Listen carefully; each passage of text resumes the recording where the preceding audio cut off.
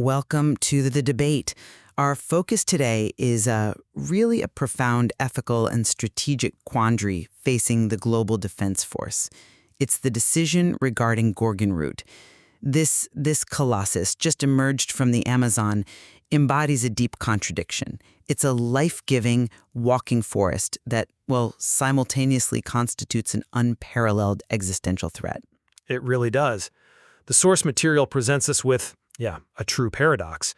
Gorgon root is classified by GDF intelligence as, ancient, highly intelligent, a defense specialist, yet its emergence resulted in, immediate, massive biological devastation. Right. So the central strategic question is pretty clear. Does humanity have the pragmatic imperative to destroy this entity for our immediate survival? Neutralize the active spreading biohazard? Or, as you argue, is its preservation absolutely essential for the long-term stability of the planet's ecosystem? I stand by the tactical necessity. We have to execute the threat. We must burn the forest and stop the spores, now. And I maintain that acting out of that kind of short-term, species-specific fear, it risks destroying the planet's only functional self-defense mechanism. We simply cannot afford to extinguish an intelligence that seems to operate on a cosmological scale just because we don't, frankly, understand its methods yet. Well, my position is rooted firmly in the empirical evidence of immediate harm. Pragmatism dictates that the tangible threat to human life and to GDF strategic capabilities, it just outweighs any theoretical long-term environmental benefit this creature might provide. We absolutely cannot overlook the documented reality here. Gorgon root released a massive cloud of toxic spores.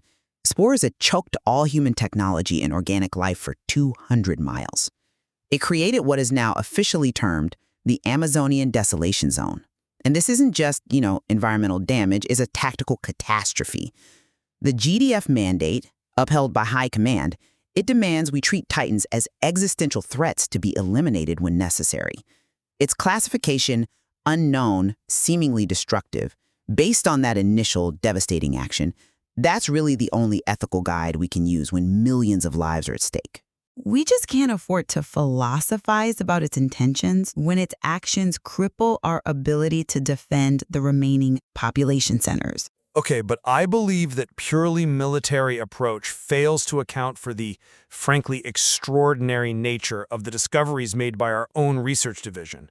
To treat Gorgon root as just some mindless, conventional threat, it's ignoring the primary breakthrough. This is an ancient, demonstrably non-terrestrial intelligence.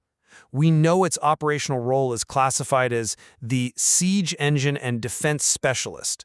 And crucially, this classification was assigned after the creature was observed regrowing the entirety of the Great Barrier Reef at, 1 million times the natural rate?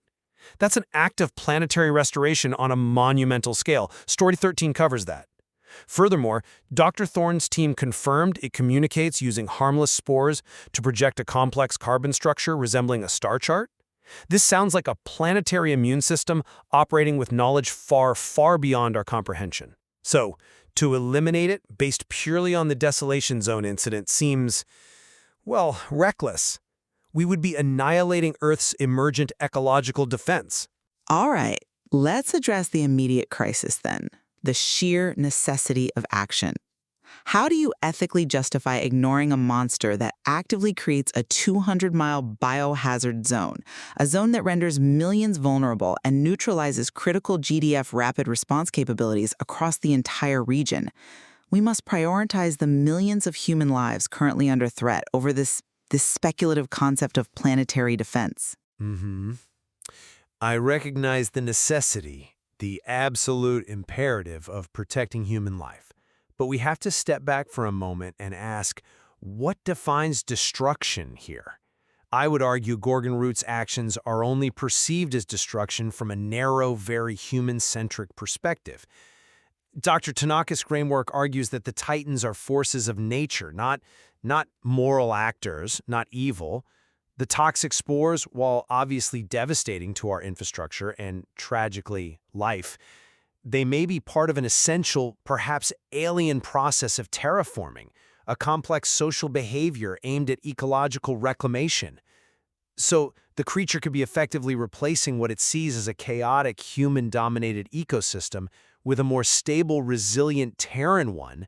If Gorgon Root is indeed the defense specialist, its initial act might have been simply clearing the battlefield of the dominant, arguably invasive species, us, to prepare the environment for a system that can sustain the planet for millennia. Maybe we are reacting to what is, in the grand scheme, a temporary, localized inconvenience within a much larger evolutionary cycle. That's a fascinating concept, if utterly terrifying. The idea that our destruction is merely an evolutionary clearing. Okay, but let's return to the evidence you brought up, the star chart. You argue this communication grants Gorgon Root some kind of moral status that precludes summary execution. But what does that communication actually signify, really? Well, it signifies a deep cosmological intelligence. The creature communicated a map of paths between distant stellar bodies. This isn't simple instinct, it's not localized signaling like bees dancing. This is planning galactic trajectories, engaging with concepts of time and space that frankly dwarf human civilization. So at what point do we acknowledge that this creature operates on a scale of consciousness that elevates it beyond just being a target? We have proof of its incredible capacity for environmental restoration and proof of its involvement in these immense cosmological processes. That's an interesting point, I grant you, though I would frame it very differently. Intelligence is not inherently moral, especially when that intelligence is, overtly adversarial to humanity's survival. Its complexity might be great, sure, but its immediate effect is lethal. The core principle guiding GDF action has to be that evidence of immediate, quantifiable harm dictates tactical response. The star chart is evidence of cleverness, perhaps, but the desolation zone, that's evidence of lethal outcome. We cannot sacrifice the pragmatic necessity of human survival simply because the threat is philosophically interesting.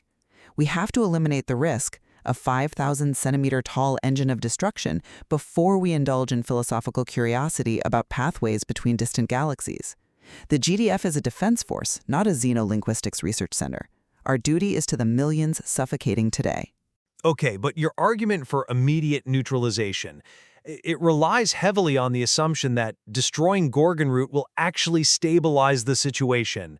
And I think your strategic calculation is flawed there because it isolates Gorgon Root from the wider Titan ecosystem, which we know it's integral to. Which brings us, yes, to the complex issue of the Titan economy. And frankly, I am not convinced by the line of reasoning that preservation is key here.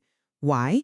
Because GDF data confirms the Titan is deeply involved in an economic relationship with the Abyssals. That's from Story 12. And let me remind everyone, the Abyssals, like Leviathan, like Trenchbreaker, these are the deep-sea destroyers systematically responsible for the collapse of coastal defense grids worldwide. So why would we rely on a complex, unpredictable, and often hostile alien to be our planetary defense when it is actively engaged with the most aggressive infrastructure-destroying threats we currently face? But that assumes the Titan economy is just a simple alliance against humanity, which I think is a really reductive interpretation of the data. I'm sorry, but I just don't buy the Abyssals as purely antagonistic forces in this specific context. Let me tell you why. The GDF's own overarching analysis suggests that the Titan conflict, including this coordination, this economy between the Terrans and Abyssals, it's actually the real war, a war for Earth's fundamental resources. Humanity is, tragically, sort of collateral damage in a fight between architects. Gorgon Root's involvement in this economy means it's a key functional component of the planet's new operational status quo. The Abyssals might destroy human ports to access oceanic energy sources, yes, but the Terrans, like Gorgon Root, they replenish terrestrial vitality. They seem functionally linked, maintaining some kind of systemic planetary balance. Our tactical actions, as evidenced back in Story 05 and 09, they only seem to enrage the Titans or destabilize that crucial, very delicate ecosystem. We must preserve this defense specialist to maintain the balance between the Terrans and Abyssals, acknowledging that they are planetary architects whose long-term existence is tied to Earth's fate, regardless of human preferences. But if this balance requires the periodic creation of 200-mile desolation zones, where does it end? Where is the boundary? We cannot simply accept being the sacrificial lamb for the Titan's grand geological vision. The moral choice here is whether we accept a hostile force dictating the terms of our survival or whether we fight back. The GDF's core duty is security, preserving a creature that creates chaos to maintain some planetary order that fundamentally rejects human civilization. That's counter to every directive we have. And arguably counter to every long-term survival strategy we should have. Look, the GDF is paralyzed precisely because the data forces analysts to ask, is Gorgon root a planetary immune response, or is it merely prioritizing the health of the biosphere over its most detrimental species, which from its perspective might be us? The moment we fire on Gorgon root, we risk committing planetary suicide just to eliminate a perceived infestation. That fundamental ambiguity must demand preservation, not immediate, potentially catastrophic tactical action. So the debate remains firmly stuck between, yes, the tactical necessity, and the theoretical possibility. The immediate quantifiable threat posed by the Amazonian desolation zone and those persistent toxic spores, it requires a pragmatic military response aimed at saving human life now. Our moral obligation today overrides the hypothetical benefit of preserving a hostile, unpredictable, seemingly destructive alien intelligence for tomorrow. We must stop the sports. Conversely, the moral calculus demands respect for Gorgon root's demonstrated immense alien intelligence and its proven systemic role as a key defense specialist and ecological restorer. Destroying it based on short-term fear risks eliminating the planet's own self-correcting mechanisms. It essentially commits the GDF to a path of planetary destabilization. The GDF cannot reconcile the creature's high intelligence and its crucial role in the Titan economy with its immediate human-centric threat level. It's a contradiction we can't solve easily. Which brings us right back to the heart of the dilemma, the one that paralyzes Directive 13.